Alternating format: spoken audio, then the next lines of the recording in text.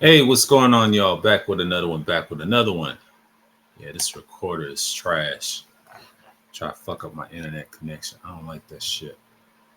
That's what pisses me off about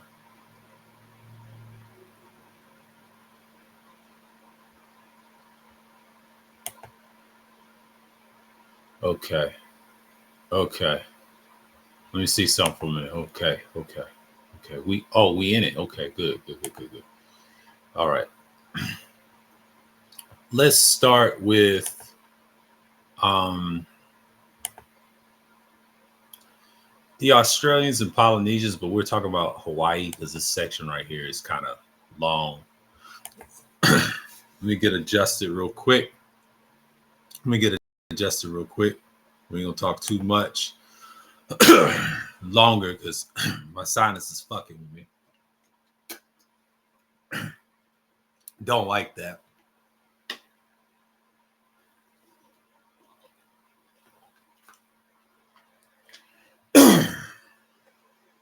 But it just it irritates the fuck out of me sometimes because my nerves just be popping.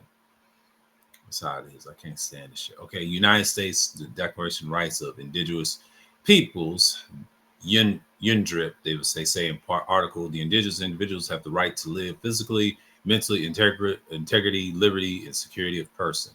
And number two, indigenous peoples have the collective right to live in freedoms and peace and security as a distinctive people, so shall not be subjugated to any act of genocide or any act of violence, including the forcibly removing children of the group to another group. That's Article 7, and what I just read is 1 and 2.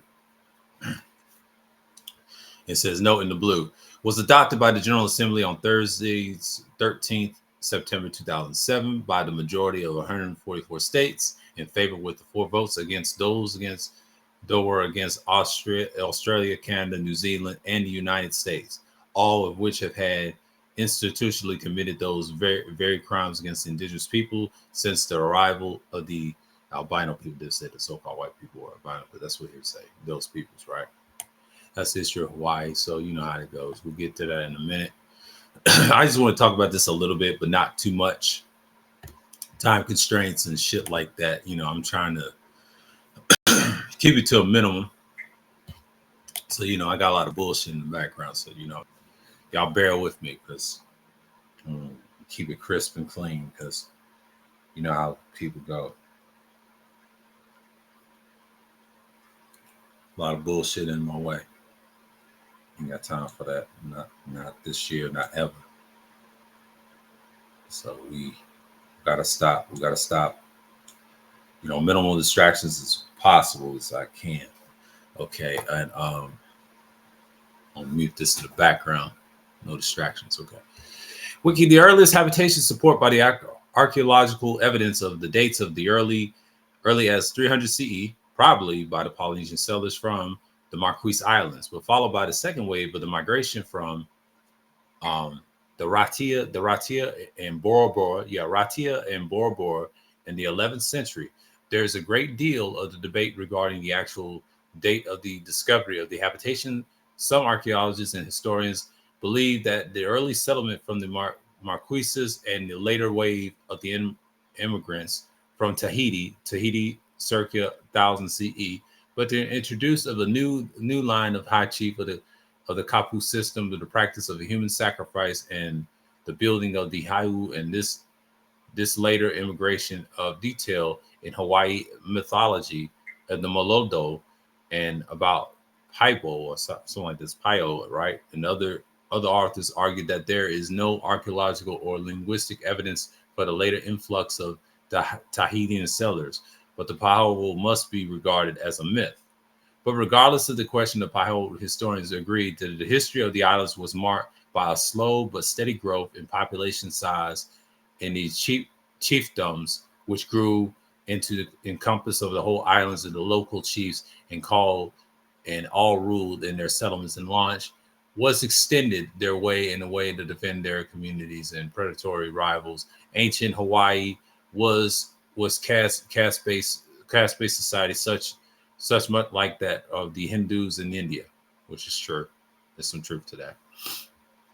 It is possible that the Spanish explorers arrived at Hawaiian Islands in the 16th century, but 2 centuries before Captain James Cook first documented visit in 1778, where Raul Lopez and Balabos commanded the first fleet of the ships left the archipelago in 1542, but bound for the Philippines with the Spanish sailor named Juan Gaetano abroad, and the pilot descending in the interpretation of Gaetano reports seems to describe the encounter with the Hawaii and Marshall Islands.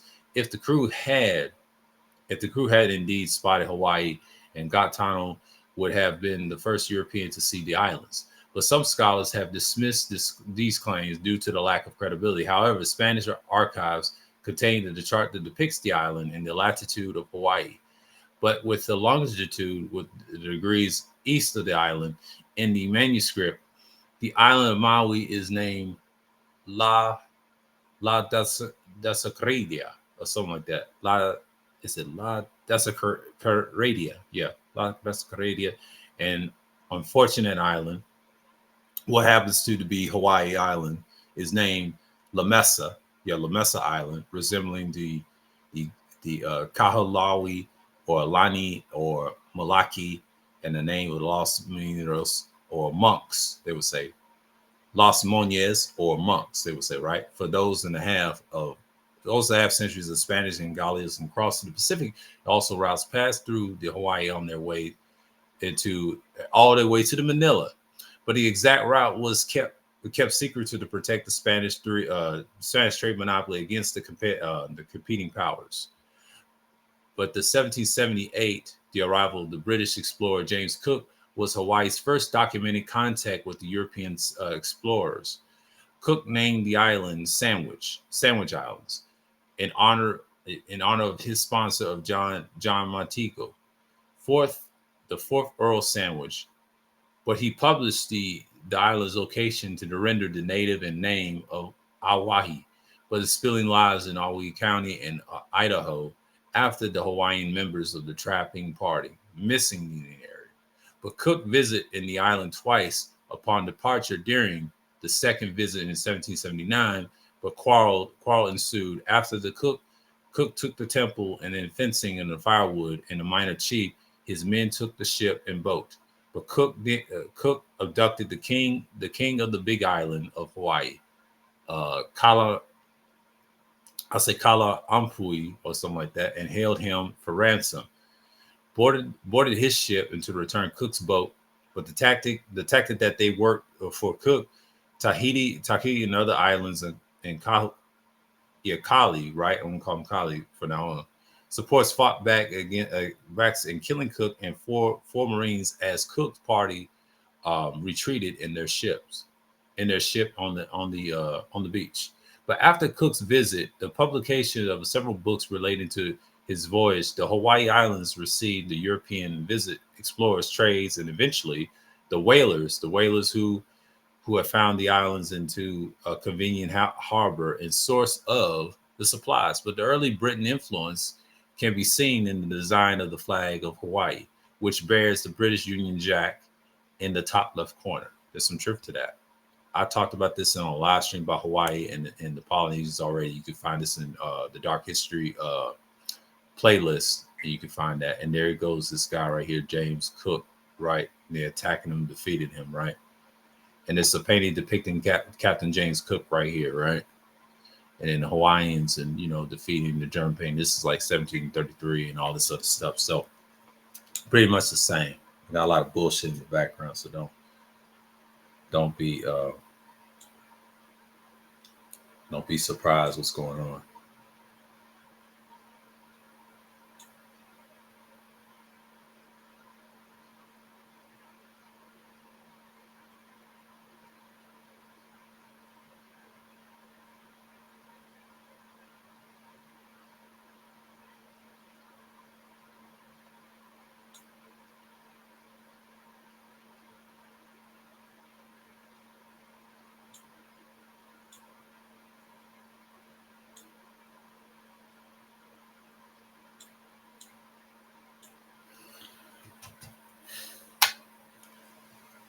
So as you see, James Cook and the people of Hawaii, dominated him, whatever.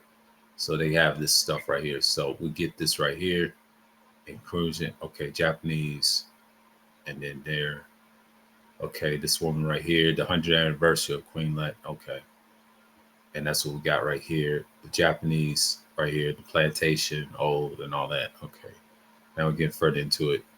So the racial makeup, what they are now. There is no full-blooded Black Hawaiians still existence, but the lots of whites and Japanese, Chinese, and mulattoes on the island.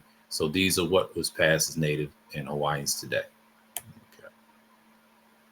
And according to the 1980 census, there were 1,118,000 part Hawaiians in the Hawaiian Islands, as compared to 332,000 whites, 240,000 Japanese, and see the 2005 numbers below. We'll talk about that in a minute and why I explain we go back to, and this is Kamahama, or I'll say Kame Hamha the Great. I talked about him 3 years ago in a live stream talking about this.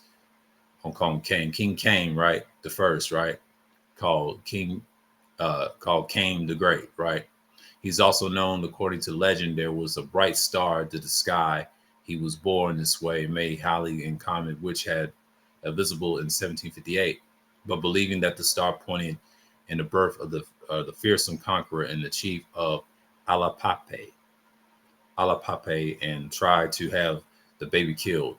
But the child was secretly rescued and brought up in the isolation of Cam, means the lonely one.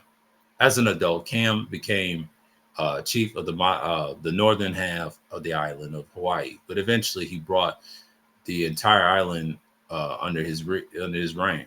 But the side of Hawaiian Islands was contributed by the other kings, but Cam conquered and united them, becoming the ruler of the islands by 1810. But the king did not allow non-Hawaiian to interfere the island politics. He was accepting of foreigners. I talked about accepting of foreigners and innovations,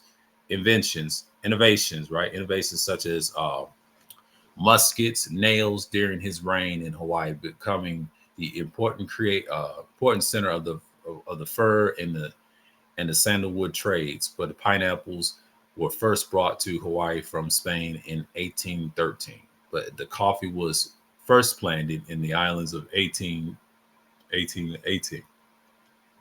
But the year before Cam first died in macadamia, not trees, weren't introduced until 1898.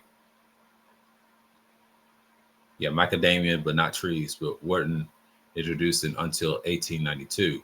But in 1883, statue of King Cam the First was unveiled in Honolulu by the King David Kalakaua. It was duplicated the original cast by Thomas Gould, and had been lost at sea, but eventually recovered in place of near Cam birthplace. Another duplicate can be found in the sanctuary in Hall in Washington, D.C.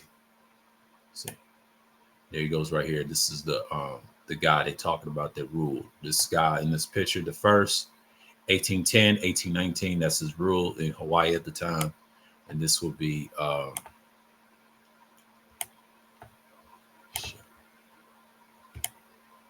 and this is right here.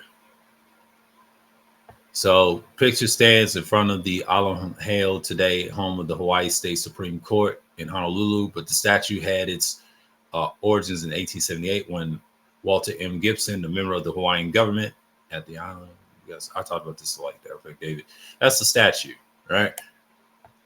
That's the statue. And this is what we're talking about today, Hawaii, and this people. I'm not going to go further. I'm just going to stop.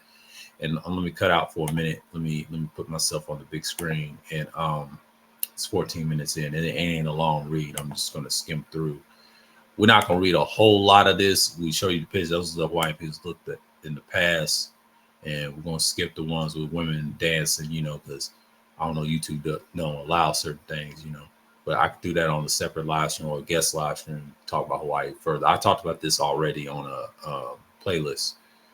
So we're going to talk about Cam second and Cam third, right? So I talked about this before, and it goes to show you about Hawaii's history. Hawaii's history is simply you get what you get. Shouts out to www. I mean, what should I say? Let me see the website here. Okay, shouts out to Real History www.com for this information. I've been using it for years, since 2012 and prior, and good stuff. It's just a lot of people have different perspectives of looking at history, and it's more research out there. People still digging up stuff. I haven't found a website like this source right here. This is a good source of resource right here. It's a lot of stuff out there, but you got to dissect some of the information. And what I do is I dissect it. I understand people believe in the modernized history. That's true, but you got to explain where these people come from. You putting the dots together. A lot of stuff has been jumbled. Shouts out to the guy that did this, did his research and search and has sources. This is the stuff you learn, but you relearn it. Why is it necessary? Why are they bringing out? What are they hiding? See, a lot of people hiding information. So information war is real. I've been doing this for a long time, and I'm just not going to sit by it and why a lot of people don't like it. I use that as my pre-records instead of my live streams, because my live streams, I don't really get much traction no more like I used to 3 years ago. And we was talking about random stuff, and I talk about history on my channel. I don't really delve in that no more. People just don't really mess with me like that. And shouts out to the ones that do, and appreciate y'all. Appreciate y'all's support, whatever. I care less about these people on this platform. This platform is going down the drain anyway, because you already see what's going on in the world. But enough of that. Let's get to the topic. Cam second, Cam third. They got the same name as their father. After Cam the Great's death in 1819, his 22-year-old son, Lehi became King Cam second, right? However, his stepmother, Queen Kashimamu, was the power behind the throne. But the first Christian ministries came to Hawaii shortly after Cam's first death. Queen Kash, right? I'm gonna call Queen Kash for now, converted to their faith. Cam II did not. At the time, Hawaiians wore like clothing, but they wore a little clothing, but the ministries convinced the queen to adopt a loose, cool version of the Victorian gown. It was much more easy to wear, and most Victorian gowns that the Hawaiian woman exclaimed "haluku," meaning we can run it, we can run in it, we can stand. So the gown was called the haluku. Yeah, the haluku. Eventually, the Christian ministries developed the Hawaiian alphabet and made some changes. That the Cam was originally Tame Cam, however you want to say, right? And the missionaries are said to be have changed to the T to K. But as Hawaii became a Christian nation, Hawaii royal women were growing extremely self-conscious about their Hawaiian looks.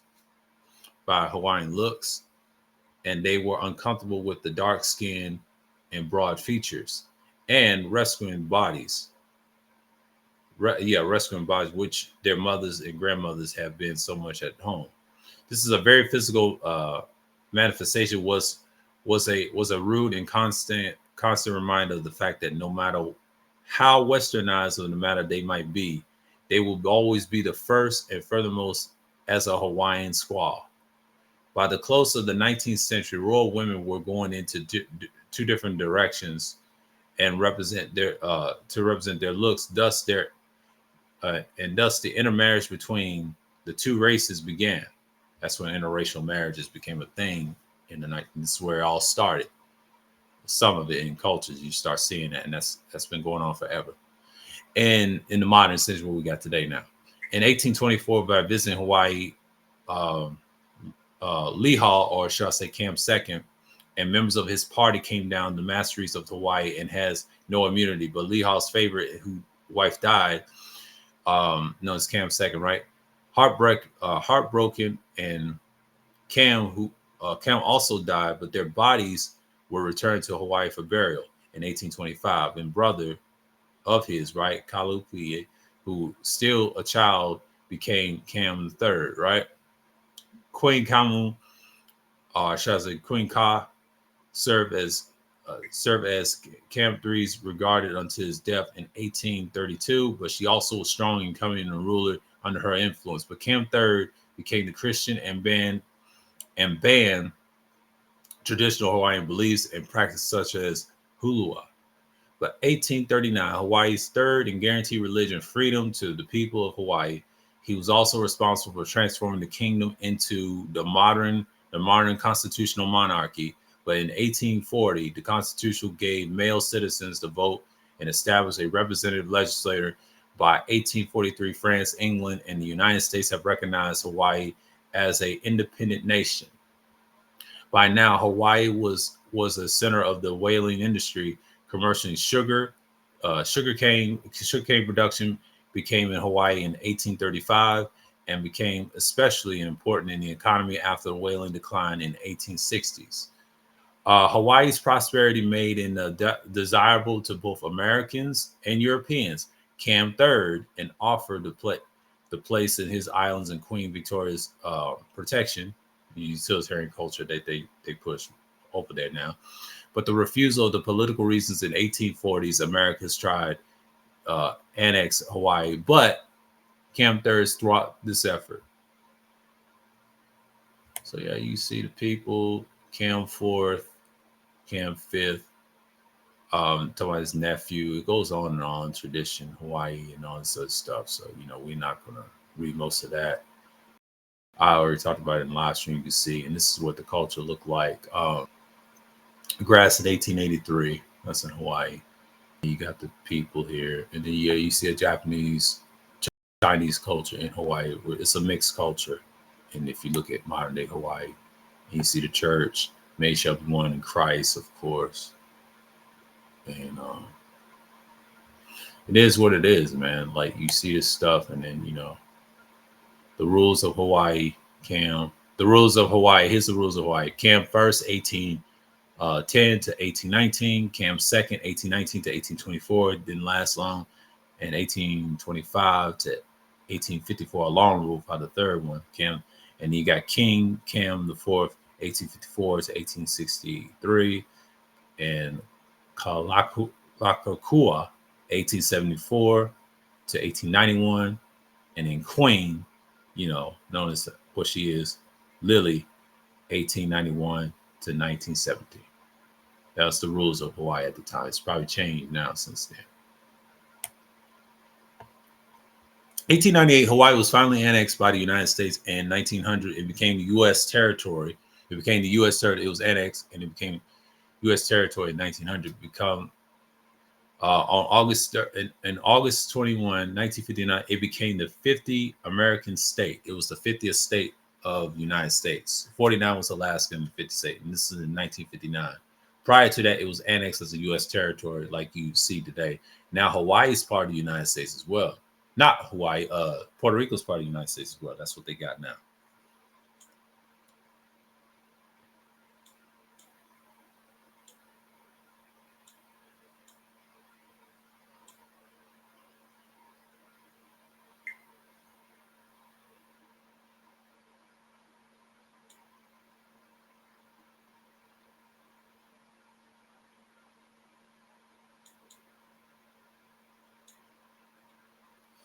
And then see what's going on right here. The aftermath. And then you got the Virginia and the United States Christian Church formally apologized to overthrow in the Kingdom of Hawaii. But in 1993, Congress and President Clinton at the time formally apologized for the overthrow of the Kingdom of Hawaii. However, neither body advocated giving it back, which was just as well the original Hawaiians are now to extinct. A few mulattoes is all that's left. From 2010 consensus, 9.96% of Hawaii's population describe themselves as Native Hawaiian or other Pacific Native alone. There are of course, some mulattoes of various hues. To maintain the United States, they call themselves Native Americans. That's what they call themselves today. The mixed people, which call Native Americans, and all that. That's why I don't subscribe to the term Native. Anybody can call themselves Native American. America. So-called black people in this country should stop saying that and stop calling yourself indigenous. That's not who you are. They know who you are historically in ancient script. That's a whole nother topic. But this stuff like this is why I don't discuss. Shouts out to him. I don't discuss that because that's not factual. If they had a blood DNA test about who's who, you would know. See, that's scientific shit that we ain't got that knowledge. We got the knowledge, but we ain't got the thorough knowledge of who we are. So we get stuff wrong and stuff like that. This is a good source. There's other better source than this too, but we can't just point that's us. No, you got to prove that.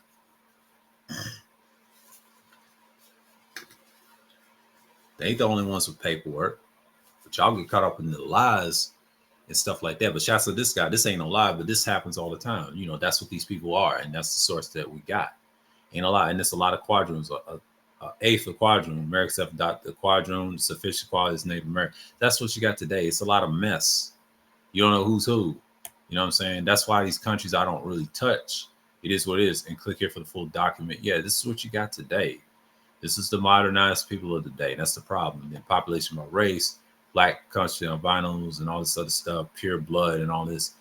And it says 6% Hawaiian, part Hawaiian, then Chinese, and all this stuff, Caucasian, and others. It's a lot of others, 34%. That's the problem. That's the whole population of the day. That's the average people. Less than that is 16% Japanese. It's a diverse culture. You got different cultures. You got Filipino, 15% on the Asian side. The Caucasian, white, they're the minority. Minorities. Right here. You don't see no black man nowhere. I mean, they got some color, don't get me wrong, but Hawaiian DNA, and then you got the Samoa. You know what I'm saying? Samoa Islands and all that. So, you know, I want to talk about it. This is Samoans. I'm going to show you that just for brief. Let me big up the screen and let me see something real quick. We just talk about Hawaii. We ain't talking about Samoa. That's a part of it, you know, out coast and all this other stuff. So that's pretty much it. They got Polynesian. I can do a whole separate live stream on that. But that's it on Hawaii, so to speak. And we're just going to talk about it. And King Cam, and yeah, that's it on Hawaii. And then we talked about it in brief in 3 years ago on a live stream. You can check that out on Dark History. You can find Hawaii and Polynesia, whatever. You know, I discussed that already. I just want to do a pre-recording on it and just to touch bases on what's what. So with that, until next time, shalom to people of Israel, unto the Gentiles. Until next time, I'm signing off and I'm out.